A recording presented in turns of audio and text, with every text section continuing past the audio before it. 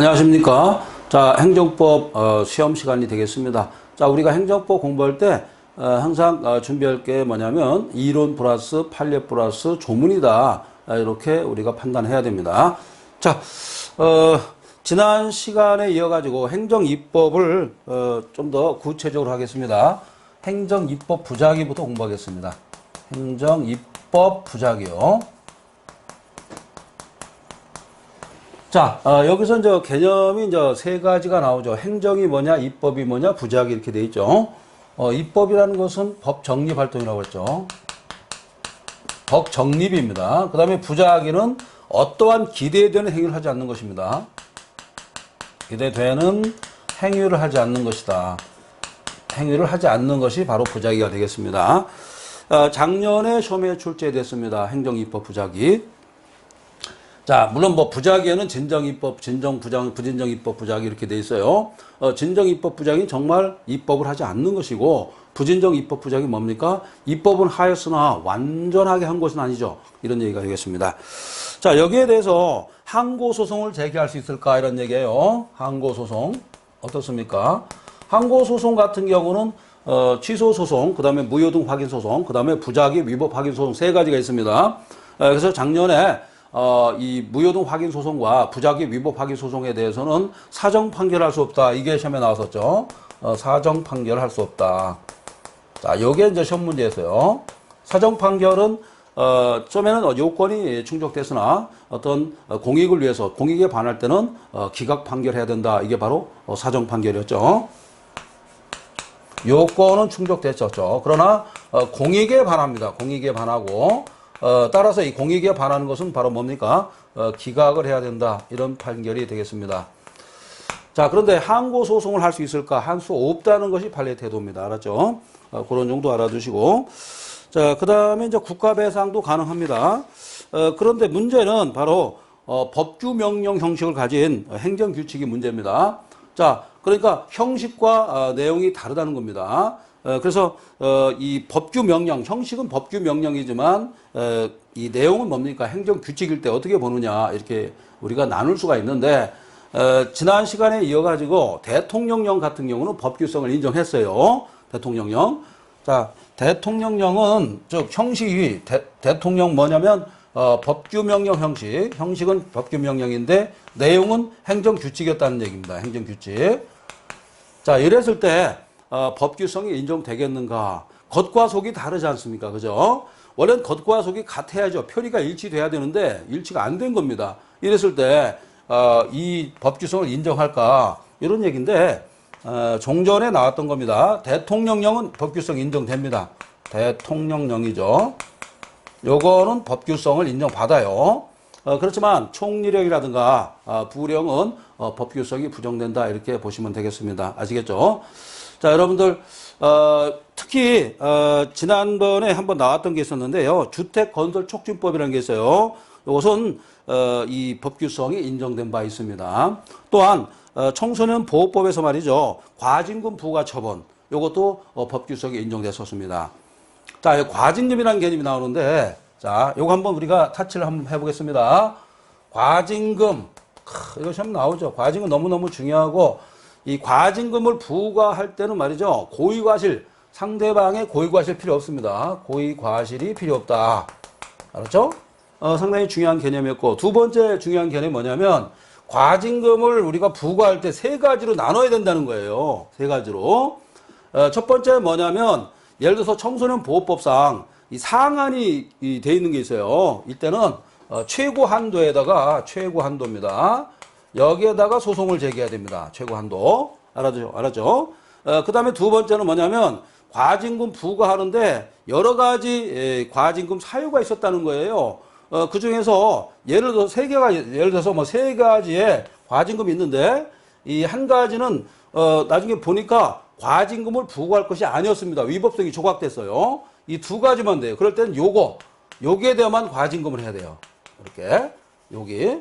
위법성이 조각되는 것은 과징금 부과할 필요가 없습니다. 그 다음에 세 번째는 뭐냐면 어떤 과징금을 부과할 때 최고한도액 정해지지 않았습니다. 여기까지 명확해요. 여기까지는 이것은 완전히 위법한 거예요. 이건 몰라요. 이건 잘 모릅니다. 이 부분은. 이럴 때는 자, 우리 대법원 판례는 요 명확한 거 여기에다만 과징금을 부과를 하는 겁니다. 자, 세 가지입니다. 과징금에서 시험 나올 것은 딱 세 가지죠. 요거, 그다음에 요거, 그다음에 요렇게. 그래서 요 부분이 꼭 시험에 출제되더라 이런 얘기입니다. 실제로 출제됩니다. 자, 과징금 우리가 행정법에서 중요한 개념이 과징금, 과태료, 이행강제금, 그다음에 변상금, 그다음에 통고처분에 있어서 그죠 범칙금 이렇게 5가지는 항상 출제가 되더라는 얘기입니다. 그래서 어떻게 출제되냐면 비교 분석을 해야 돼요. 자, 지금은 지피지기면 100점 100승입니다. 내가 나를 알고 시험이 어떻게 나오는지 알면은 시험에 합격할 수가 있고, 그리고 대한민국이라는 나라가 물론 뭐 상속을 뭐 엄청나게 받았다든지 원래 돈이 많은 사람들도 있어요. 근데 부자가 3대 못 갑니다. 그걸 좀 아셔야 돼요. 무슨 얘기냐면 그만큼 정신 상태가 중요하다는 거예요. 그렇죠. 그래서 뭐 삼성 같은 경우는 이제 3대까지 가고 있죠. 그 다음에 권력도 3대 못 가죠. 왜 그러냐면 이 부자라든가 권력은 이어받는 사람들은 나태해지거든요. 그냥 뭐 자기도 뭐 개판 5분적으로 생활해요. 그죠. 그러다가 나중에는 이제 재산도 다 털어먹고 권력도 다 잃고 이렇게 되는 겁니다. 그래서 조선 왕조라든가 고려 왕조가 400년, 600년을 끌고 왔다는 것은 대단한 거예요, 사실은. 유럽 같은 경우는 국가가 그렇게 오래 간 적이 없어요. 아시겠죠? 중국도 상당히 오래 간 것 같지만 나라가 계속 분열됐지 않습니까? 유럽도 마찬가지고. 그만큼 어떤 상속이랄지 세습 같은 거 이루어지려면은 정신 상태가 엄청나게 굳건해야 됩니다. 그래서 뭐 불교라든가, 그죠? 그 다음에 뭐 성리학, 이런 것이 굳건했기 때문에 나라가 그래도 유지가 된 겁니다. 무슨 얘기인지 아시죠? 정신이 뒷받침됐다는 겁니다. 그죠? 여러분도 마찬가지입니다. 내가 혼자 공부하고 있는데 내가 시험에 합격할 것인가 못할 것인가 의심하게 되면은 거기서부터 어려운 거예요. 내가 된다라는 어떤 강한 신념, 믿음이 있으면은 그게 점수가 되고 합격의 지름길이 되는 겁니다. 이런 것을 항상 우리가 염두해야 된다. 스님이 도 닦듯이 아직 알겠죠? 그런 생각. 제가 이제 지금 조금 아까 과징금 설명했는데 이 과징금 지금 행정입법하면서도 자 무슨 얘기냐면 문제가 되는 부분이 있으면 제가 항상 체크를 해 드린다는 겁니다. 이 문제 꼭 출제됩니다. 과징금 알았죠? 꼭 알아두시고 자 지금 법규 명령의 형식을 갖춘 행정규칙과 그다음에 행정규칙의 형식을 가진 법규 명령을 공부하고 있습니다. 자, 두 번째도 마찬가지입니다. 행정규칙 형식을 가진 법규 명령이 있는데 요거는 뭐라고 하냐면 자 형식은 행정규칙입니다. 알맹이는 법규 명령이에요. 이것을 뭐라고 하냐면 법령 보충적 행정규칙이라고 합니다. 이것은 지금 학설이 나눠져 있습니다. 그러나 이 판례는 말이죠. 법규 명령서를 지금 취하고 있다. 이렇게 볼 수 있습니다. 물론 뭐 모든 것이 법규 명령의 태도를 취하고 있다. 이렇게는 볼 수 없습니다. 대표적인 것이 뭐냐면 재산제세 사무처리 규정이 되겠습니다. 국세청 훈령이 되겠습니다. 그 다음에 노인복지 지침, 그 다음에 청소년 유해 매체물 표시 방법 이런 게 있습니다. 알아두시기 바랍니다. 자, 그 다음에 이제 한계도 있어요. 왜 그러냐면 이 위임했을 때 구체적이냐 개별적이냐 뭐 이런 걸 또 따져봐야 됩니다. 너무 포괄적이면 포괄위임입법 금지 원칙에 들어갑니다. 다만 조례 같은 경우는 포괄적 위임도 가능하다고 보고 있습니다. 아시겠죠? 참고로 조례는 지방자치단체에서 제정합니다. 지방자치단체는 지방자치의회 플러스 지방자치단체 장이죠. 이렇게 둘이 협력을 해야 조례가 완성되는 것입니다. 그렇게 알아두시고 자 여러분들 지방자치법까지 공부할 시간은 없을 겁니다. 그렇게 알아두시고 자 제가 한번 중요한 거 한번 체크해 드리겠습니다. 35번입니다. 조례에 대한 위임은 개별적 수권 없이도 가능하다. 꼭 줄 한번 쭉 보십시오. 그 부분이 중요하다. 그 다음에 자 36번을 보도록 하겠습니다. 조례로 위임받고 다시 지방자치단체에 정하는 규칙이나 고시에 재위임할 수 있을까? 이런 얘기죠. 그래서 재임 한계를 적용해서 안 된다고 보고 있습니다. 물론 다 되는 건 아니죠. 다 안 되는 것도 아니고 개별적으로 판단해야 된다. 그리고 공법적 단체 정관으로 위임이 가능한가? 자 우리 수험생분들이 이런 걸 좀 조심할 때가 있어요. 공법적 단체가 또 있어요. 공단 이런 거죠. 공단 위임이 가능하다는 것입니다. 포괄적 위임이 그렇게 판례가 좀 보고 있습니다. 알아두시고 그럼 다음에 또 뭐냐면, 처분적 법규라는 개념이 나와요. 자, 여러분들 51번이 되겠습니다. 물론 여기, 제가 정리한 게 쭉 있는데요. 다 보시면 좋겠습니다만, 이번 시간에는 제가, 이번 강좌에서는 중요한 거 위주로 지금 제가 이제 찍어주는 겁니다. 알겠죠? 찍어주는 것이다. 그래서, 법규 명령이 처분적 법규일 때 처분성이 인정됩니다. 자, 여기서 이제 처분적 법규란 말이 나와요. 자, 자, 제 수업에서는 용어를 지금 잘 다루고 있습니다. 어차피, 100문제 내지 한 뭐 60문제에서 100문제 정도를 제가 강의를 하면은 그 부분에서 나오게 돼 있습니다. 더 다른 거 나오지 않고. 자, 처분적 법률. 이런 개념이 등장할 겁니다. 그럼 처분적 법률이 뭐냐? 요것은 법률 속에 말이죠. 법적 효과까지 다 들어있는 거예요.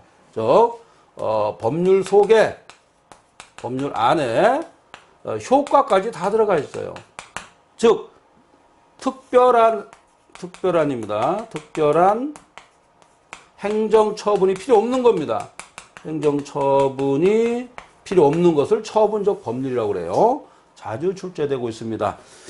제가 이제 수업하면서 법률 용어가 나오면은 명백하게 정확하게 제가 설명을 꼭 드릴 테니까 판서를 꼭 여러분들이 부차적으로 해주시기 바랍니다. 자, 그렇게 돼 있고요. 아까도 얘기했지만은 69번에 보면은 진정 입법 부작위, 부진정 입법 부작위 이렇게 나와 있고요. 지금 이 부진정 입법 부작위나 이런 경우에는 소송을 할 수가 없다는 것이 대법원 판례 입장입니다. 다만 헌법재판소에서는 기본권과 직접 관련이 있다든지 기본권 침해 가능성이 있으면은 얼마든지 소송을 제기할 수 있다. 헌법재판소는 말 그대로 개방돼 있어요. 그래서 이 소송 개괄지를 채택하고 있기 때문에 어떠한 사항에 대해서도 기본권이 충돌을 받았다. 만약에 기본권을 침해받았다. 그랬을 때는 헌법소원을 제기할 수 있다. 이렇게 보는 것이 좋습니다. 아시겠죠? 자, 그리고 이제 77번 보면요. 행정규칙에 해당하는 경우가 있는데 가끔 물어볼 수가 있습니다. 거기다 별표를 한 5개 올리세요. 거기 보면은 자동차 운수사업법 처분 요령 같은 게 있어요. 이런 거는 행정규칙에 해당합니다. 자, 여러분들 행정규칙에 해당하면은 대외적 효과가 없어요. 즉 대내적 효과만 있습니다. 지난번에 시험에 어떻게 나왔습니까? 자, 지난번에 나왔던 걸 제가 간단히 설명드리겠습니다.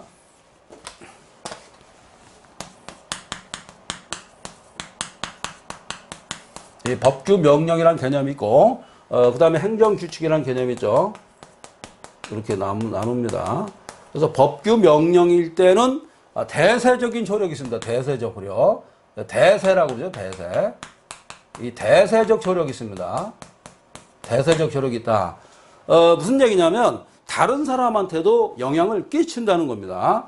그렇지만 행정규칙은 뭡니까? 대내적 효력밖에 없다. 알겠죠? 근데 지난번에 시험에 어떻게 나왔냐면 대내적에서도 어떤 이 상대방한테 대내 어떤 행정기관 내에서는 여기서는 강제적 어떤 효과가 있다는 겁니다. 즉, 이 속에서, 이 안에서는 말이죠. 강제적인 효과가 있다는 것이 지금 판례의 태도가 되겠습니다. 자, 몇 가지를 살펴보는데요. 9번 보세요. 자, 시험에 자주 출제되고 있죠. 철거민에 대한 시형아파트 특별 분양지침. 요건 자주 나왔습니다. 철거민에 대해서 시형아파트 특별 분양지침은 이것은 행정규칙에 해당할 뿐, 저 행정규칙이기 때문에 여기에 대해서는 행정소송을 제기할 수가 없다는 겁니다. 그 다음에 또 나오는 것이 농산물 원산지 표시 요령이죠. 최근에 우리가 이제 가트라든가 FTA죠. 가트 같은 경우는 우리가 이제 이 관세 철폐 이런 거고, FTA는 뭡니까? 자유무역 협정이에요. 그래서 우리가 사실 1960년대에서 70년대 넘어가면서 우리가 경제 개발을 했어요. 그런데 경제 개발하려면은 차관을 들여와야 됩니다. 차관. 사실 우리가 IMF라든가 IBRD라든가 UN에서 차관을 많이 가지고 왔어요. 그 돈 가지고 지금 경제를 일으켜 가지고 세계 지금 10위 안에 들어간 건데, 문제는 뭐냐면 상위 10개 그룹은 수출이 잘 됩니다. 그러나 중소기업이라든가 자영업자든가 이쪽은 상당히 힘들어요. 이게 무슨 뜻이냐면 국가는 부자가 될지언정 국민은 부자가 되지 못했다는 겁니다. 아시겠죠? 그게 문제입니다. 그거 경제학자들이 알았어야 하는데 우리나라에 경제학자들이 많이 있죠. 알아야 뭡니까? 현실을 모르는 경제학자들이 바글바글한데. 그죠? 그렇지 않습니까? 실물 경제가 있고 이론 경제가 있는데 이론 경제만 백날 거기 앉아가지고 해봤자 뭐합니까? 그죠? 실제로 와가지고 실물이 어떻게 돌아가는지를 파악하는 뭐 경제학자 하나도 없어요. 그리고 뭡니까? 행정가도 하나도 없죠. 탁상 행정만 했기 때문에 나라가 어려운 겁니다. 지금 아시겠죠? 국가와 국민의 발전을 위해서는 현실이 어떻게 돌아가는 것도 알고 있어야 됩니다. 수출만 잘 된다고 그 나라 잘 살면은 말이 안 되죠. 그 돈이 어디로 갑니까? 다 대기업으로 다 들어갔지 않습니까? 그렇죠? 이번에 뭐 6천억 달러 수출했다고 뭐 세계 뭐 9위로 올라갔다. 러시아를 제치고 9위로. 그게 중요한 게 아니라 일반 국민한테 그 돈이 얼마나 잘 들어갔나 배분적으로 그 생각을 해야죠. 안 그렇습니까? 갑자기 제가 이런 생각을 했습니다. 자, 농산물 원산지 표시 요령을 제가 설명하다가 갑자기 이런 생각을 해봤습니다. 자, 그렇게 알아두시고 자, 그 다음에 여러분들이 이제 아까 청소년 보호법 과징금하는 거 제가 한번 설명드렸고 최고 한도에다가 소송을 걸어라. 그래서 동그라미 2번에 그 나와 있을 겁니다. 참조해 주시고 그 다음에 이런 것도 있습니다. 자동차 운수사업법상 사업 면허 취소 등의 처분에 관한 규칙이라는 게 있어요. 원래는 이 자동차와 관련해서는요 노선이 있습니다. 노선. 그 다음에 뭐 비행기 노선 있잖아요. 이런 거는 소송을 걸 수가 있어요. 이건 소송이 됩니다. 그러나 어떤 이 시행 규칙이라든가 어떤 규칙 같은 거 있죠. 자동차와 관련된 거. 요것은 이 법규 명령이 아니라는 겁니다. 행정 명령이라는 거죠. 이 행정 규칙을 다른 말로 행정 명령이라고도 합니다. 행정 명령. 이런 말도 씁니다. 알았죠? 행정 명령이다. 행정 규칙을 행정 명령이라고도 씁니다. 알아두시고. 자, 좋습니다. 그렇게 알아두시기 바라고. 자, 그 다음에 법규 명령을 인정한 게 또 있습니다. 자, 행정규칙의 형식을 가진 법규 명령이 있습니다. 행정규칙 형식은 자, 아까 제가 말씀드렸죠. 자, 형식은 뭐라고 했습니까? 행정규칙이라는 겁니다. 그렇죠. 그 다음에 내용은 뭡니까? 법규 명령이라는 거죠. 법규 명령 이런 뜻이죠. 아까 정전에 우리가 공부한 것은 외형은 법규 명령이었고, 그죠? 내용은 뭐라고 했습니까? 행정 규칙이라고 했죠. 이렇게 요겁니다.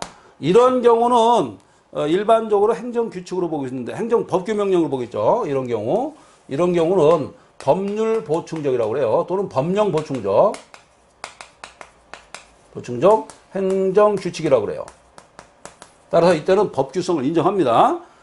근데 이런 경우는 아까 뭐라고 말씀드렸냐면 대통령령만 법규성이 있다. 이렇게 제가 설명을 드렸습니다. 알았죠? 이런 부분을 좀 참조해 주시기 바랍니다. 자, 그러면 개별적으로 몇 가지를 더 살펴보도록 하겠습니다. 여러분들이 공부할 때는 항상 즐겁게 해야 됩니다. 그죠? 옛날에 이 공자님도 그랬잖아요. 배우고 때로 익히면 즐겁지 아니한가. 그랬죠? 즐겁게 공부를 해야 된다는 거예요. 동양 철학자도 마찬가지고 서양 철학자인 소크라테스나 아리스토텔레스도 그랬어요. 항상 대화를 해가면서 대화를 하고 즐겁게 해야만이 이 효과가 좋다고 설파한 적이 있습니다. 동양 철학자나 서양 철학자나 똑같아요. 아시겠죠? 여러분들 현실이 상당히 어렵고 녹록치 않은 건 다 알고 있습니다. 점점 한국이 어렵습니다. 이럴 때일수록 하늘이 무너져도 솟아날 구멍이 있다. 이런 생각을 하면서 공부를 해야 됩니다. 알았죠? 다짐을 해야 됩니다. 다짐을. 현실을 뭐 망각한다든지 현실을 비관적으로 판단한 것은 정말 그거야말로 자기의 스스로 무덤을 파는 길이다. 이렇게 생각을 해야 됩니다. 아시겠죠? 자, 법규 명령을 인정한 게 있는데 거기 보면은요. 자, 5번에 6번부터 13번까지 되어 있습니다. 교재. 6번은 뭐냐면 수입 다변화 품목 지정 고시. 이게 고시인데 어떻게 법규 명령입니까? 이것은 쉽게 말해서 법령 보충적 행정 규칙이다. 이렇게 본 겁니다. 법령을 보충하는 행정 규칙은 법령과 상위 법령과 결합을 해서 법규성을 띈다는 겁니다. 자, 멋있는 제가 말씀 좀 드릴게요. 이거죠? 자, 상위 법령과 결합을 해가지고 결합해서 법규성을 띈다는 겁니다. 알았죠? 자, 이 레파토리가 엄청나게 많이 써먹었습니다. 최근 3년간 이 레파토리를 계속 써먹었다는 겁니다. 아시겠죠? 그만큼 유명한 말이다. 이런 얘기입니다. 자, 그 다음에 두 번째, 공장 입주 기준고시죠. 자, 여러분들 어때요? 자, 내가 어떤 농토를 가지고 있다. 어떤 부동산을 가지고 있다.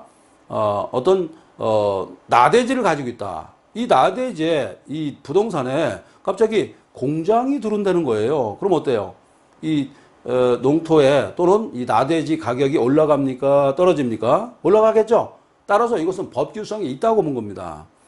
자, 최근에 아파트, 갑자기 올랐던 아파트 가격이 폭락하고 있죠?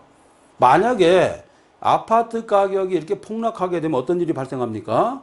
자, 담보 물건이 하락세가 오는 겁니다. 쉽게 말해서 은행도 부도가 날 지경입니다. 은행도 그 담보 가치를 보고서 대출해 준 건데 담보 가치가 떨어졌다. 그럼 어떻게 돼요?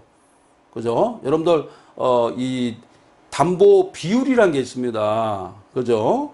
이율이 높아지는 겁니다. 이율이 그렇게 되는 거예요. 담보 가치가 떨어졌다. 그럼 어때요? 이자율이 높아지는 거예요. 아시겠죠? 그러면은 이 상환해야 될 돈이 커지는 겁니다. 큰일 나죠. 지금 큰 문제입니다. 자, 그 다음에 전라남도 주유소 등록 요건에는 고시가 있습니다. 주유소 종전에는 돈 잘 벌었습니다. 그런데 우후죽순으로 막 생긴 거예요. 주유소가. 그래서 지금 어렵죠. 주유소 해가지고 돈 버는 사람 별로 없어요. 지금 뭐 옛날에는 주유소 했으면 진배차 샀습니다.